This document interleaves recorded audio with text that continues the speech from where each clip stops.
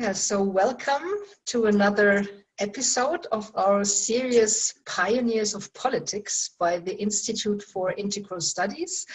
And we're conducting this series as part of the LIFT project, Leadership for Transition Politics project, an EU-funded Erasmus Plus partnership, which works on an ongoing mapping of the emerging ecosystem of political pioneers who are inspired by a broader, more comprehensive, or as we call it, a more integral consciousness.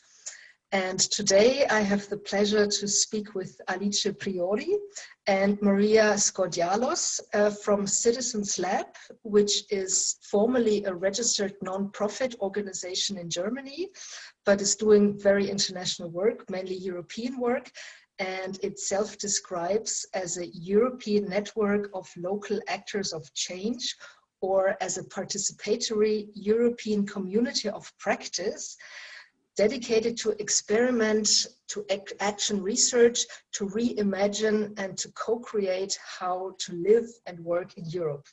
What an amazing endeavor. Great to have you here, Alice and Maria.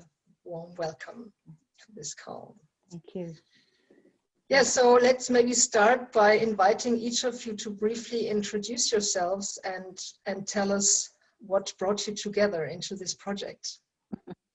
And whoever wants to start, is welcome. I can start. So, yeah, thank you, Alke, for this invitation. Maybe briefly to introduce myself and then to go with what brought me and Maria to work together. I'm Italian and now I'm based in Berlin, but even before I didn't live in Italy. I lived in the Middle East and specifically in Palestine, where I came mainly as anthropologist and project manager working in the international cooperation field, and learning a lot from another culture, and especially about citizens' participation and young people participation. And when I then moved back to Europe, I ended up in Berlin, and I started to work with this piloting project, the CitizensLab. And I was really interested to bring some of the learnings and the experiences I also have had acquired in a completely different context and culture, where especially human connection, community, and collaboration were core values of being together. And then suddenly being in a very big city with constant transformation and with a lot of innovation and social innovation, being practiced and experimented, I felt really curious to see how those two could come together. And after some big failures at the start of the CitizensLab, I think it's important to really speak up, and we know that we learn most from the failures, of building in a very short period of time and initiating this network of local actors of change. But now we also shifted a bit our terminologies, and we can speak about this later. I was searching for somebody to support me and to guide me. How can I bring a network and leaders who are bringing change locally to collaborate, to use the power of the collective intelligence to identify action that would, let's say, solve complex issues and shift the system. And thanks to a colleague and friend who recommended me Maria, we became friends and we started to collaborate together within the CitizensLab, and we discovered many backgrounds, I think points, which is also maybe if you want to speak about, but that really brought us to start a longer journey together. And on my part, thank you, Elke. Yeah. Thank you for the invitation. And my background, Elke, was working in the United Kingdom. I lived in the United Kingdom for 18 years, and I worked in local government. and I worked my way up to being a director. This is in the late 90s, early 2000s. And I discovered that actually how democracy was operating was not really democratic, that a lot of the decisions were being made behind closed doors, with small and few numbers of people, often men, and that almost anything publicly done was almost like a theater rather than a real consultation. It was at the time when Blair was in power, and one of the things that he brought in was called community planning. And our particular county was chosen to pilot this, and we had absolutely no idea what it was. However, this opened the door in terms of, for myself, it opened the door for me exploring participatory processes. And that opened up a whole new world for myself, because I realized that collaboration can lead to collective intelligence, and that it is possible to create new forms of democracy. Of course, I'm Greek, so my DNA has democracy in it. And so from that, I left the local government and I met other wonderful people that were pioneering things in Europe, in North America, and in Africa. And together we co-created the Art of Hosting, Meaningful Conversations. So I'm a co-initiator of the AOH, or Art of Hosting and Harvesting Conversations. And I started my own consulting company back in 2002. And I've been working as a consultant mainly, working all over the world, and working a lot with the European Union, all the institutions, but also working in Palestine and working in conflict areas, bringing people together to have dialogue and seeing how conversations can actually break down barriers and bring us to our humanity. So that's a lot of my work, no matter where I'm going, is to remind ourselves that we are living systems and that we are humans, and that we need each other to actually co-create things. And then another part of my work has been working with social labs. I started off working in the United Kingdom with the Finance Innovation Lab, with WWF of UK and the Institute of Chartered Accountants for England and Wales. And it was just after the crash of 2008. And they were really exploring new things. So when Alice got in touch with me, I kind of brought both the stream of the Art of Hosting and how can you create spaces and conditions where people discover together what matters and actually co-create together. And then I also brought my kind of experience of social labs into it, and how can you really work with diversity and large numbers as well. So I'll stop there. Great. Thank you very much. That sounds so fascinating, and it sounds very integral. There's a lot of focus on, well, how do you consider the human being, right? And as a basis for a different kind of work in politics. So I reckon there would be material for several conversations here. The Art of Hosting topic is super interesting. But well, let's try to focus on your work in CitizensLab, first of all. And what I hear is that a strong common base that brought you together is an interest in new forms of collaboration, of participation. And also you indicated there is a sort of a joint, I don't know if frustration, but a joint concern about, well, are we actually democratic here?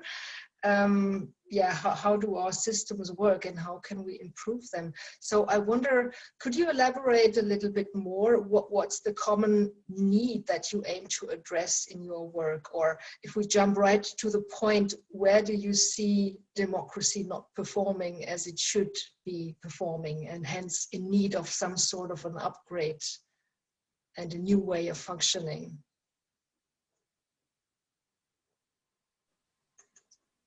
I can start on this, and then Alicia, you can add to it. So there's a couple of threads here. The first one is that we see again and again, no matter where we are, that citizens or residents, because not all of us are citizens, but or residents, are feeling extremely disempowered.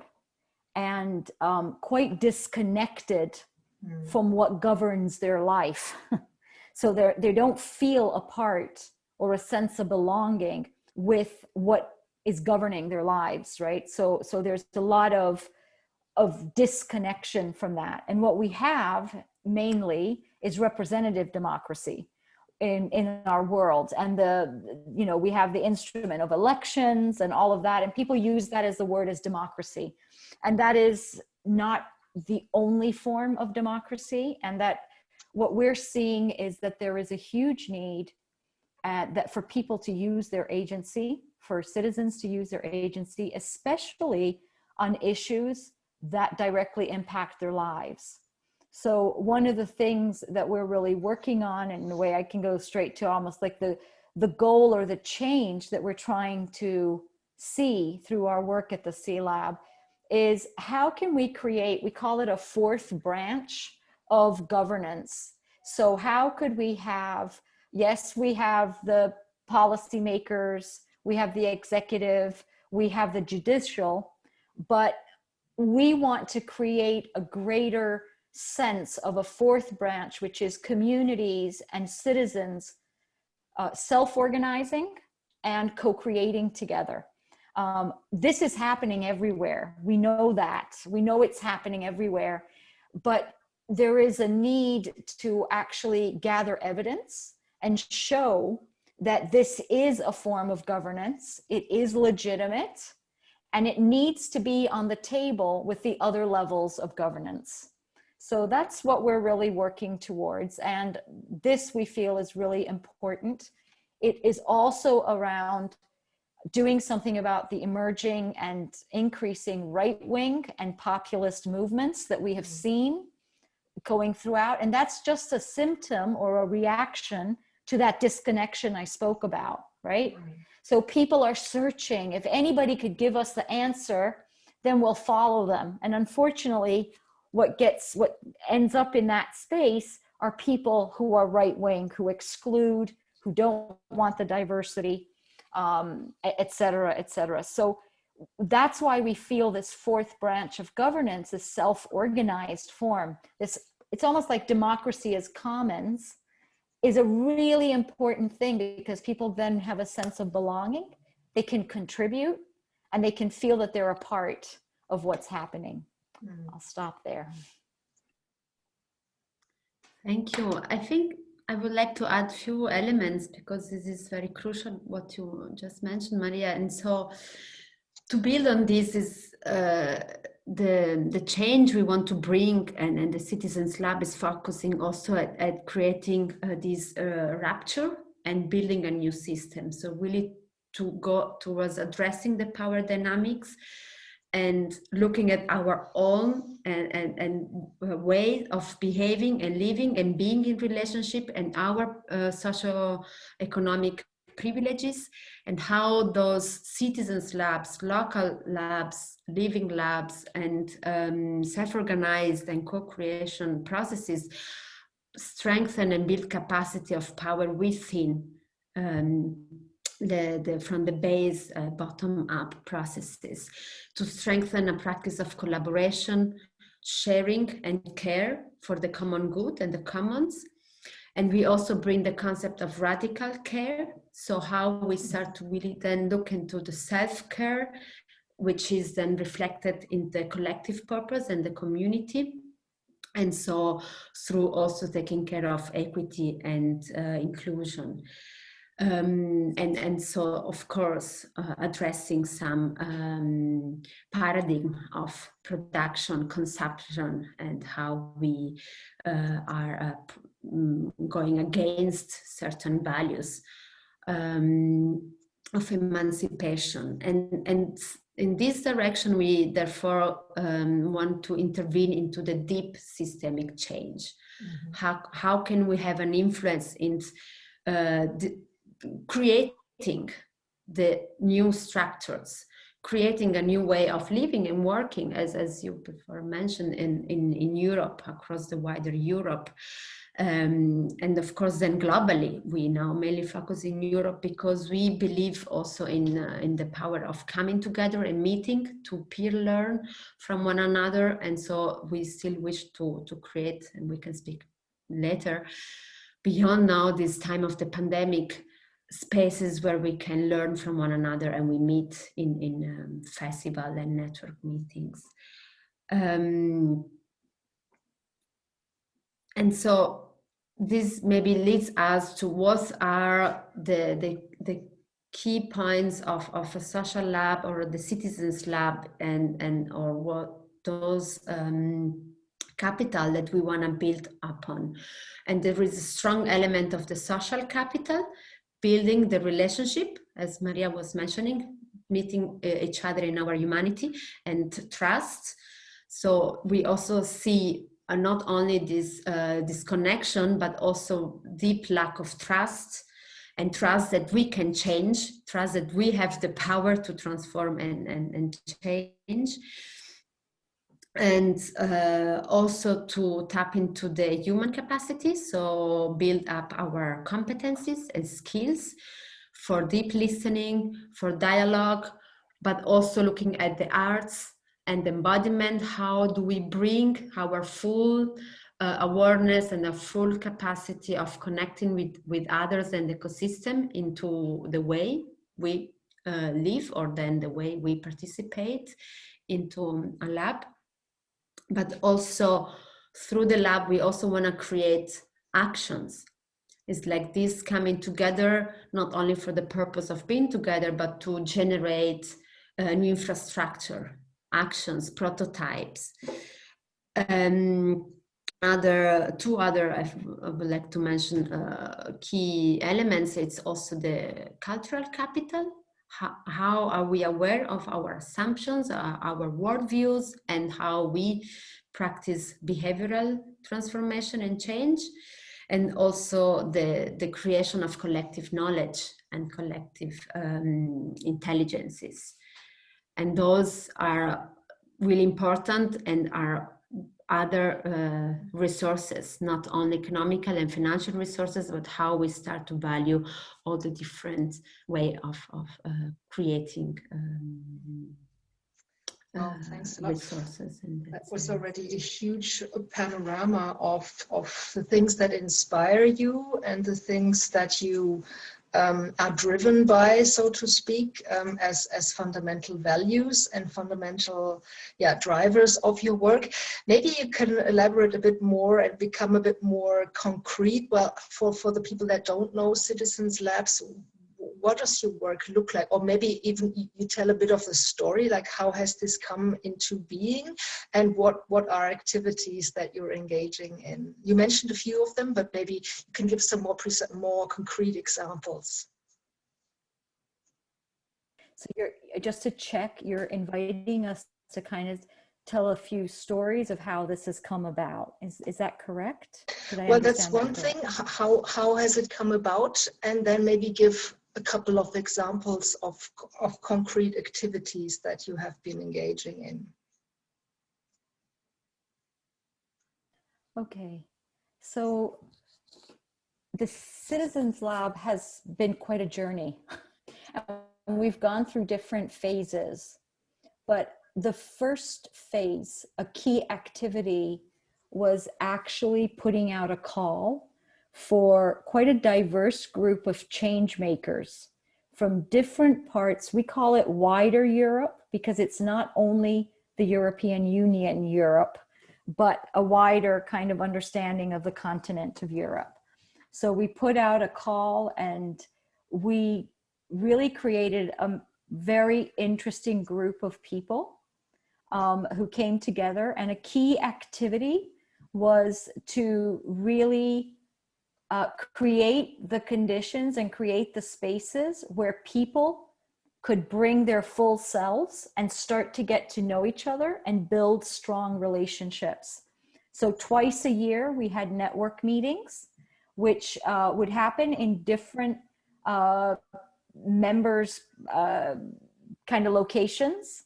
So we've been to France and to the border between Frankfurt on Oder, I think, and Słubice. So on the border between Germany and Poland. We've been to Georgia. So we would go to where different members would want to host us. And these gatherings were usually about 3 to 4 days long. And they were a fantastic opportunity for people to really bring themselves totally. And one of the outcomes, Elke, is very deep relationships were built between people, right? We use an art of hosting kind of way of working together, but we would also work with the arts because we have a lot of people from a cultural background. We would also work with body wisdom. So we would do things with our bodies as well. And we were able to really produce some amazing relationships. Some of the outcomes of this phase was also for people to partner up and have little encounters or prototypes.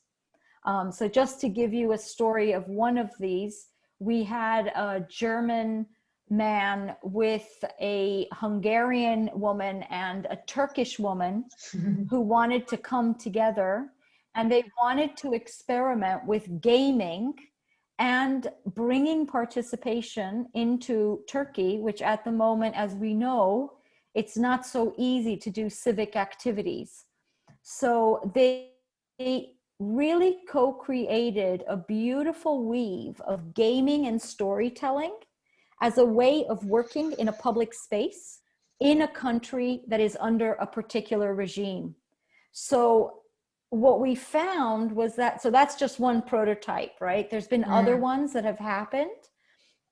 And this prototype and other prototypes, when we looked at it and we reflected on them, we realized that we were co-creating methods where you could support either isolation in really rural areas, working in countries where democracy is not so democratic, and also working with arts, working with gaming, working with storytelling. So working with the kind of creative side as a way of bringing people to participate and to come together. So that's just a little story of the first phase. And I'll hand over to Alicia to say more. Thank you. And thanks for sharing the website. This phase,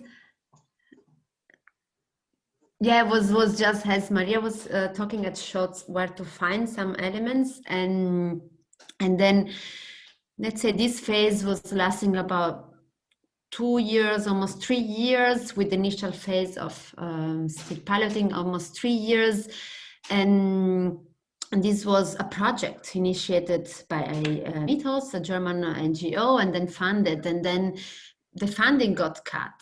And then this was where I think is also a powerful element and story of the CitizensLab, where with Maria, and together with a few others, active member of the CitizensLab, we said we want to make it continue. This is not just a piloting, it's something that we believe should last longer, and we believe there is still so much potential to create this space and this container for people to keep learning together, action researching and practicing.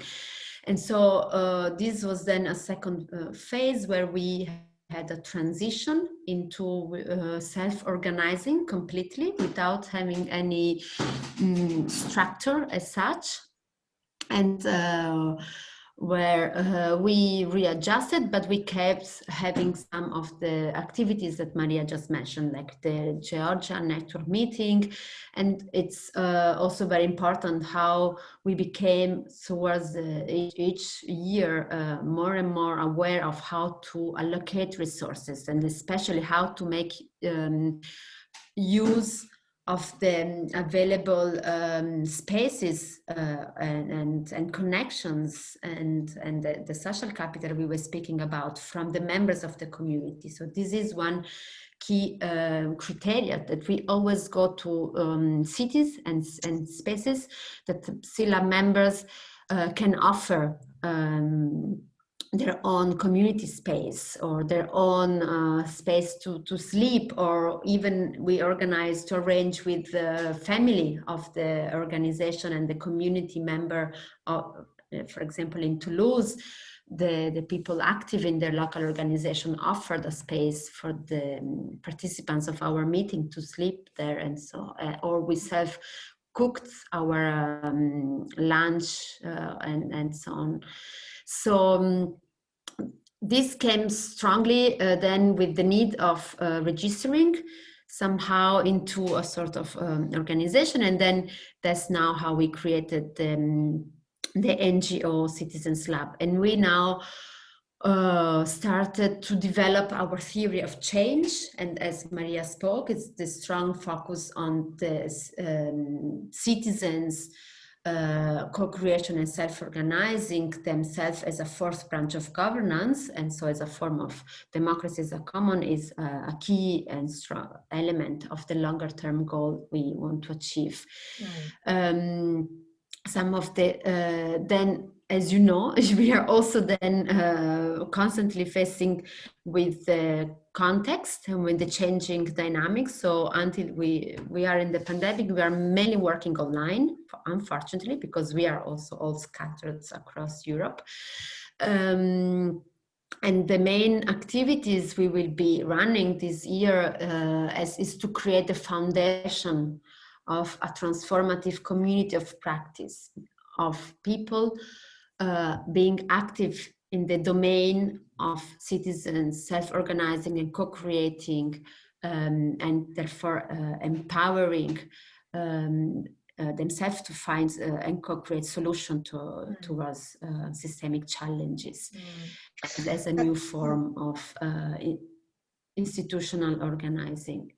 And just to close, then the main activities would be some more open online workshops to present how we work and to bring up some topics, as we did in December with this online workshop around democracy as a commons. Some of the topics we will address are also the one I mentioned before around power dynamics, collaboration, radical care, systemic change, and transformation. But also we will start organizing some deeper connection spaces where practitioners of local labs, living labs, addressing specific issues in their local neighborhood, in their local environment, are willing to engage with us and build a community of learners, a community of people that want to get deeper into how can we sustain and bring and create this evidence of a fourth branch of governance, let's say. Thank you. That's actually very interesting that you put such a strong stress on the aspect of relationship and building communities. And I also see that there's a lot of feminine energy and a lot of women working in your context. Actually, the first event that I attended was led by women, which I found very refreshing and very inspiring. And we find that a lot in our work of, looking at pioneers of a new kind of politics, that these elements play a huge role. And so, yeah, I would like to stay a bit with this idea of a community of practice, because that's another feature that we find a lot when we look at pioneers who are trying to bring about a new kind of political culture or a culture of dialogue. And they organize themselves, or they try to organize themselves as a community of practice. So I wonder, how does that look like in your case? How does it actually work and operate? which could maybe inspire others who are struggling or yeah, trying to implement something like that. Okay, so the first thing is that a community of practice needs to have a domain, something that holds us together, right? Something that brings us together. And this is something that we're really working on now, Elke, with having created our theory of change. In the first phase of the CitizensLab, what we found was we had amazing people, but people who on the whole have a project's perspective, right? So they go through creating change through project work and getting funding for projects, right? That's fantastic. There's nothing wrong with that. But what happens is the domain is usually about, I want to come and I want to share my projects, or I want to come and I want to hear your projects, right? So what we're now doing in this next phase is we really want to strengthen a common domain, something that people are experimenting and trying out with. Having a domain creates a foundation for having a practice together, right? So that's why we're coming with this, democracy as commons or the fourth branch. We want to attract people who are experimenting either super locally or regionally or nationally or at whatever level, where they're they're not just hosting projects and they go from project to projects, but they're hosting something that has continuity and that has a journey to it. And when we say a journey, it's not just an outer journey, it's also an inner journey. When you're hosting or when you're holding something, whether it's a local lab or whether it's trying to bring something, we always want to also bring into the community of practice the inner systemic change that is happening, right? If we don't change, because we are the system, right? We are the system. Right. So if we don't start to challenge ourselves, if we don't start to integrate within ourselves more wholeness, right? We cannot then create new politics or be pioneers of anything. Do you know what I mean? We're pioneers in our heads, but we're not pioneers totally. It's not embodied. Our community, it's not embodied. It's not embodied. And it's also like, we all know Mahatma Gandhi's phrase of be the change you want to see in the world. What attracts a lot to happen is ourselves. The more we are the change, the more people come and say, what are you doing? Can I try that? Do you see what I mean? Instead of just doing projects externally. So what we're working with right now is sharpening our understanding of that domain. Yeah. And attracting people. And what the next part is that create a space where, can you hear me? Yeah, go ahead. Sorry. Yeah, I was just wondering, with the word domain, do you mean focus or a topic that you have in your focus?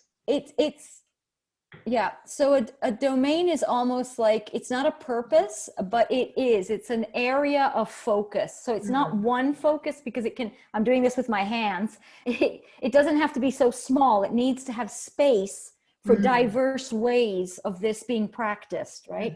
So our domain at the moment, we're still defining it, but our domain at the moment is, we want to find other people who are interested in this kind of self-organized democracy as commons, right?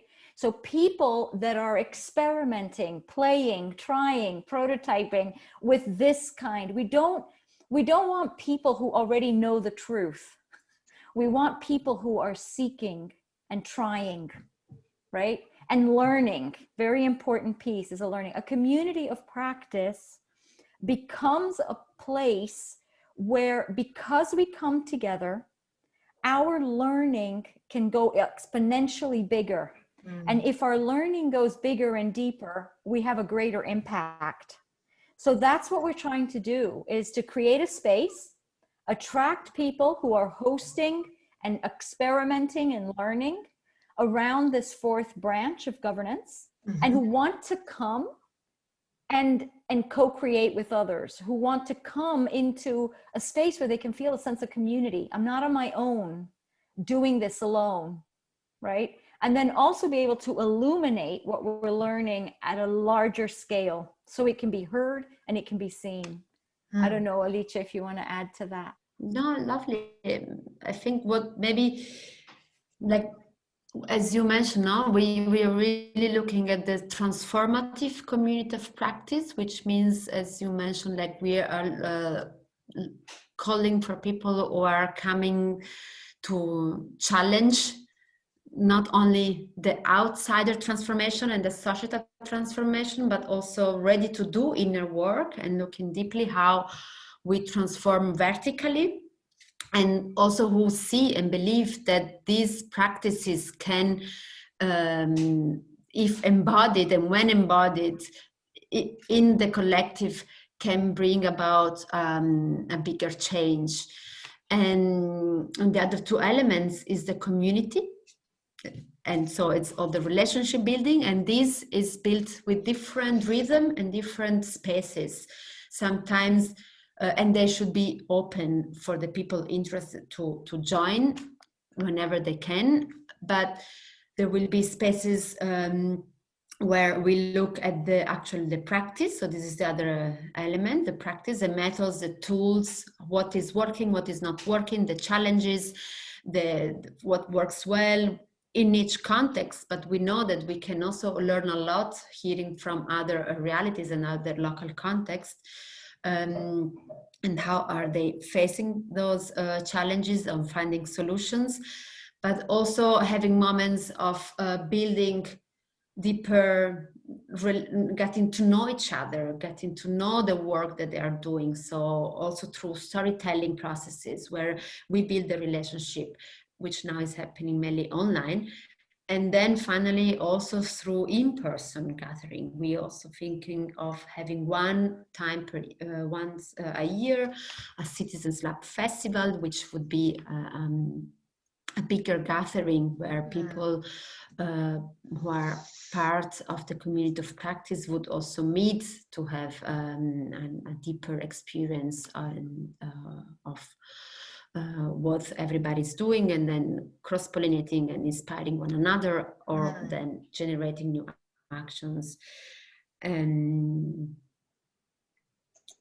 makes sense. yeah, and maybe, yeah, I don't know, I had this in mind that also finally what Maria was speaking is also about the process. This is what is really important to us of the community of practice, but in general of the CitizensLab approach. And we have experimented with creating a European dimension, and we want to see how this is done already at the local level, that you build a process which goes from the preparing the field, how you make sure that all relevant people who are affected by the issue you want to address are involved, are attracted, are invited, are coming, to then prepare a process of co-creation where you really say and address the challenge, but you also go into the deeper dimension of not knowing and going beyond your comfort zone, and really having this emergent process of co-creating together, to then that leads towards the action phase, which can be small local initiatives, actions that relates to the people being involved, some services, solidarity, and we have seen during the pandemic how suddenly communities, neighborhood, families started to support each other quite naturally. And then to go through the phase of making sense, reflection, what have we been doing, what have we been learning, so to harvest this knowledge and making also accessible for others to learn from it, and then somehow iterate from there. Yeah, that's actually quite fascinating again what you mentioned, because it resonates with so many other so many other pioneers' experience that we're studying. For instance, it reminds me of a partner of ours work, the Alternative UK, who work with so-called citizens action networks, and they have a similar process than the one you just mentioned, with a couple of phases that they go through. The first one being what they call a friendly, where you really just build relationships, you build trust, you bring people together, invite them to some catering, and then you go into some kind of holistic inquiry around a problem with all sorts of dimensions. And yeah, you go through a prototyping process to address actual issues. So that's very fascinating. Yeah, so I wonder, so that's the method that you're using more or less to work in these phases, and that you use across different countries and across different contexts, I understand. Yeah, so I wonder, as a community of practice, a community of learning, could you, from your reflections that you've done so far, say what are some learnings or some experiences that stand out when you look back onto the work that you've done so far? What have been core challenges, and where you have, yeah, come out with some learnings that might be interesting for others? I can start with some, and then maybe in the meantime you can continue. There is still quite a challenge with time, because still are processes that require some time, but I also want to maybe destroy this myth, because somehow it's also the opposite, because the more you are participating and engaging and involving, the more you are evolving with your practice and competencies. So then you gain so much more. So there is kind of this conundrum. We say that we believe I cannot make it, I cannot participate, I have no time. But then once you start to be there with kind of a rhythm, a path, and consistency, then that's where suddenly you can see the ripple effect of the advantages of being involved in kind of a longer process. Another big issue is this also kind of a false conflict, I think, between process and oriented and practical and action oriented, as if they are kind of in contrast with one another. We also have this in our community discussions, and we need to learn how to value both. They're both parts of our yin and yang, and of our embodying our practice, and this is another kind of conversation sometimes that it's interesting to have, but it's also important to learn how to come over it and seeing the value of both elements. We still maybe, what have we learned? There is some challenge with funding for those longer processes, and there are now it's a topic in the philanthropic world, but also should be in the institutions, in the governments, how funds can be made available to support those processes, to create the physical spaces, to have facilitators who can support with creating the container and the conditions for the people to have these experiences. and it's happening. It's much more present now as into the discourse. Also, the fact of having funds that are not restricted in terms of which specific objective you have to achieve, but more trusting the process and supporting the learning journey, let's say, but still very challenging and difficult. But at the same time, also a huge learning is how can we make best use of the resources we have? How can we start to collaborate better with one another and to go beyond a narrative of competition between organizations, movements, and collectives and so on. Those are some who just came like this, top of my mind. You want to add Just some? Maria? one other is internal the and issue of external power. challenges. Yes, I just want to offer another one that I think I've seen displayed in the way that we work together, and it's the issue of power. It's a huge issue. It's an issue that even as individuals, we don't know that we carry.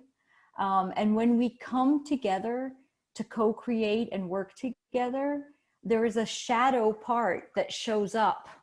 You know, there's a part that says that it's almost like because we aren't educated or brought up to be okay with our power, right? It gets played out when we come together.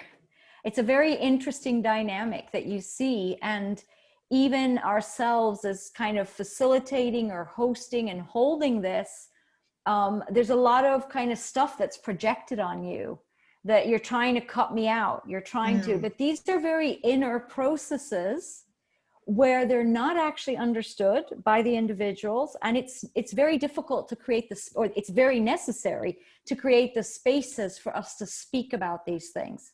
Not in a very, in a binary way, you know, like you're making me do this, but to be in an inquiring way, to start to say, level. okay, what's going on here between us? Absolutely. What's going on? What's showing up? You know, what is happening to us as a group that is actually a reflection of our wider world? And how are we playing it out?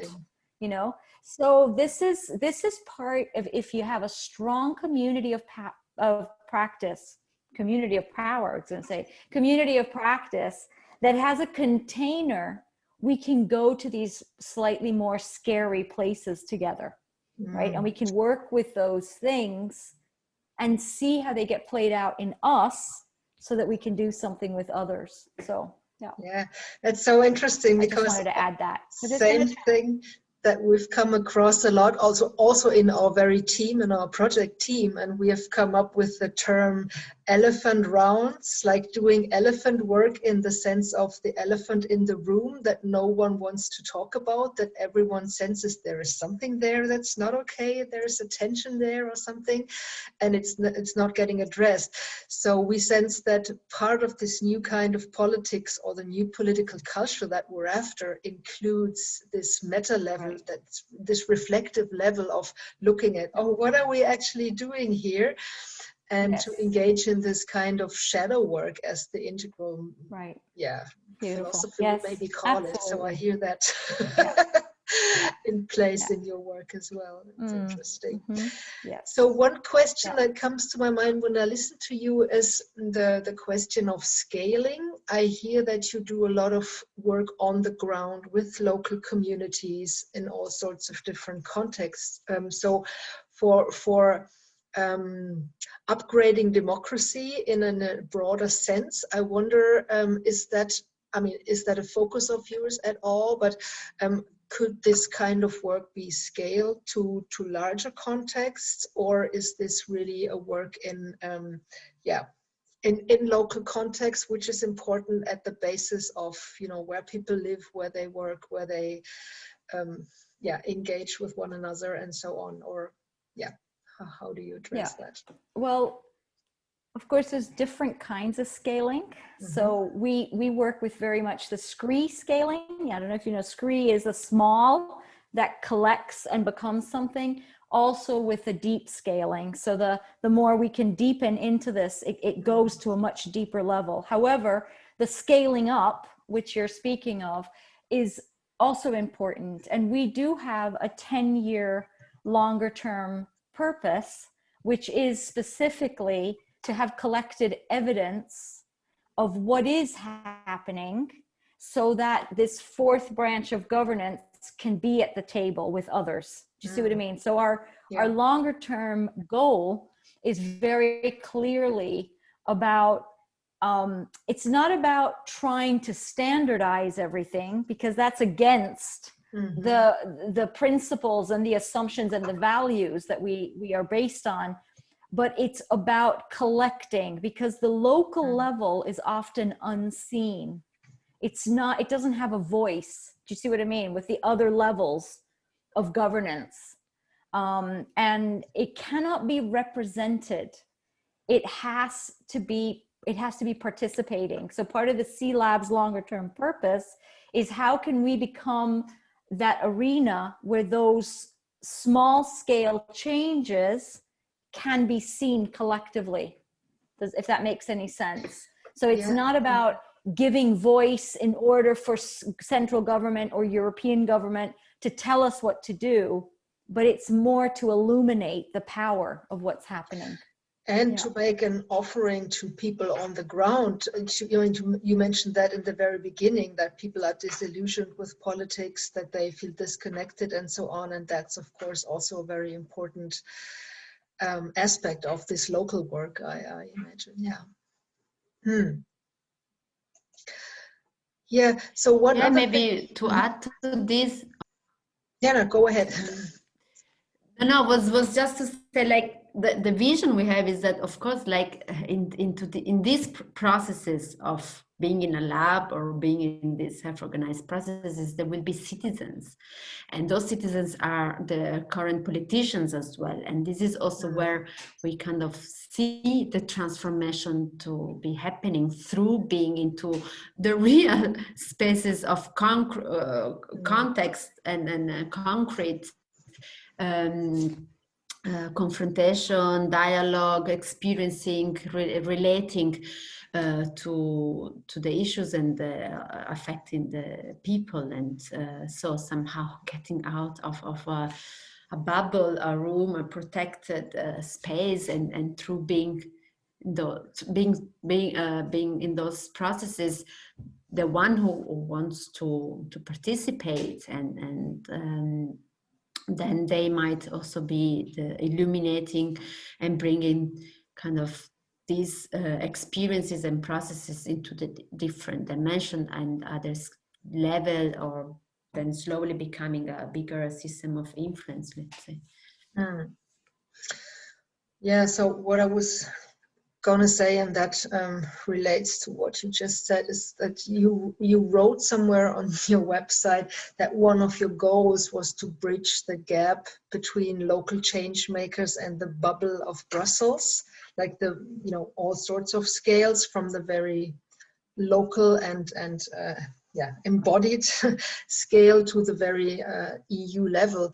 So I'd be interested in maybe some ideas around this bridge building, or is it your whole work that you view as a way of bridge building in terms of making new ways of doing politics more attractive, and to enforce them, to support them, so that they become more visible, and in that way get noticed also by people in the bubble?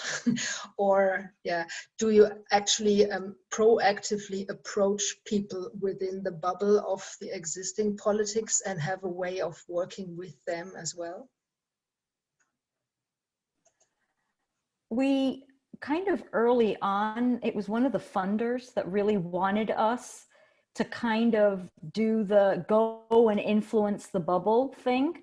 And it wasn't what called us at all, which is why they pulled their funding, because they had this kind of lovely view of, we're going to have a CitizensLab, and the CitizensLab is like a representative voice, that speaks to the bubble. Do you know what I mean? And it's not, it just felt fake to us. And there are enough pan-European civic organizations. We don't need another one, right? So that wasn't what called us to this work. However, I would want to take a different approach, that as we move into this new phase, I would love to find people who are working in European institutions, in national governments, or in local governments, who are interested in this fourth branch of governance, who are interested and who believe also we're not trying to knock down local, central governments and European governments. We don't have that as our, we are people that like to create the world we want, not fight the world we don't like. And we don't, it's not that we don't like it, it's okay, it's there, it's part of it, but we believe that a huge untapped power is not being used. And that, you know, so what I would love, and this is what I would see as my vision, is that actually we have some European institution functionaires as part of the members, who are in their context, who are working, but who are coming because they're curious. And they are also believing in this, and maybe they want to do something, and bring it more into the European sphere. You know, we know that the European Commission that we presently have has the Green Deal as the #1 priority, right? The conference on Europe that von der Leyen has said that they really want, right? Which is all around citizen assemblies, etc. It's not exactly becoming like that, unfortunately. Unfortunately, it is not as citizen connected as it could have been. But if we have people from within those systems, and from local governments and from central governments being part of the community of practice, right? If those people start to see something new, then the last idea that would be nice. So what I was saying is, what we're hoping is that we attract people from different levels of government to come and be part of the community of practice and learn with us, because it's what resonates for them, rather than us going and influencing or lobbying or doing, that's not what we're about. What we're trying to do is create an attractive place for people that want to learn about this other branch of governance to come and co-create. Yeah, fascinating. And another thing that I find very interesting about this idea of creating a fourth branch is that it seems to be something that is that works for all sorts of different contexts. I mean, we have to consider the context dependency of new ideas, new visions when it comes to governance, whereas this idea seems to be well adaptable to all sorts of different, systems in different countries, where there could be a fourth branch added to what's already there, and independent of what that is exactly. So that's an interesting intercultural sort of connectivity. What you've seen, Elke, in countries like mine, from 2012 until 2018 in Greece, exactly.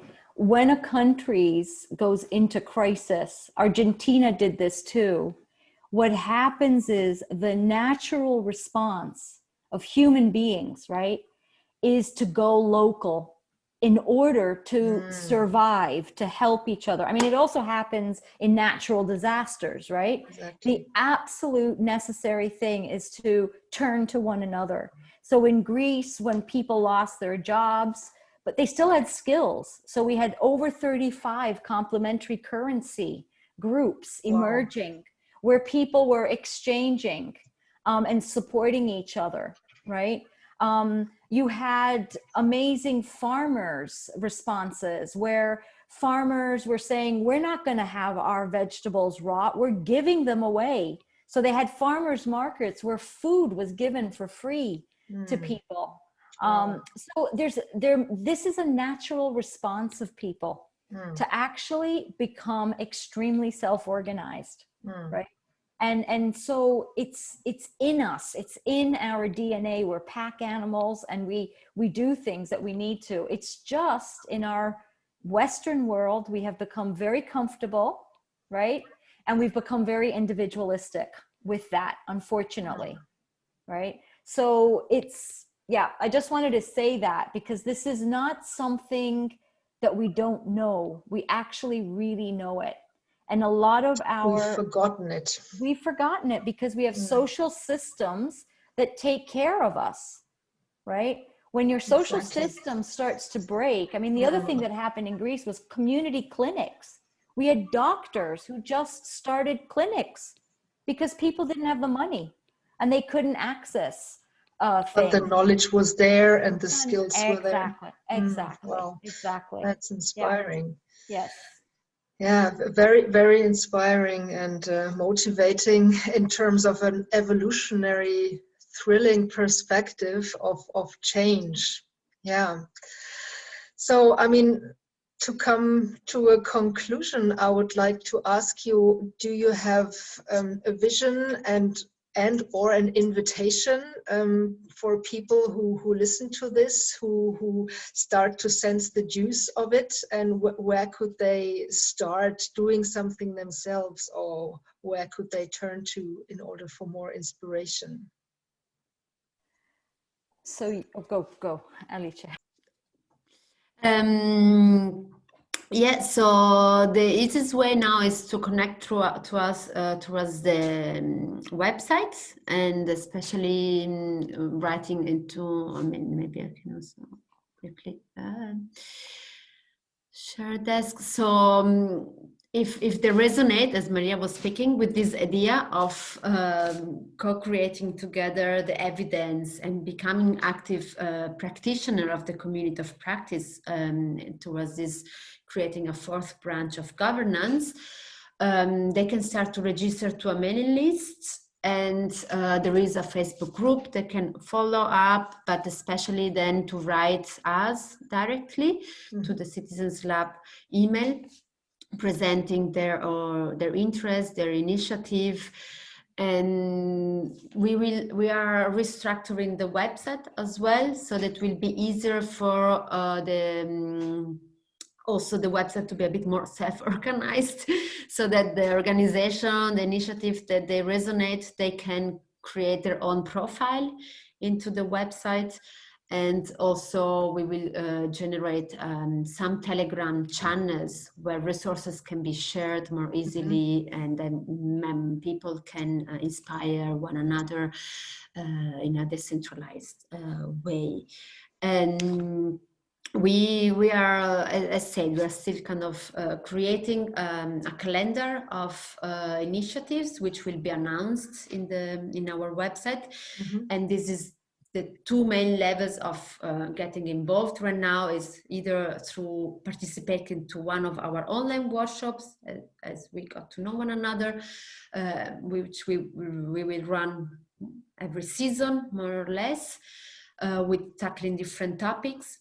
And this is a way to start getting to know one another and get to know us. And then what we really recommend is to, until the website will be renovated, to write to us and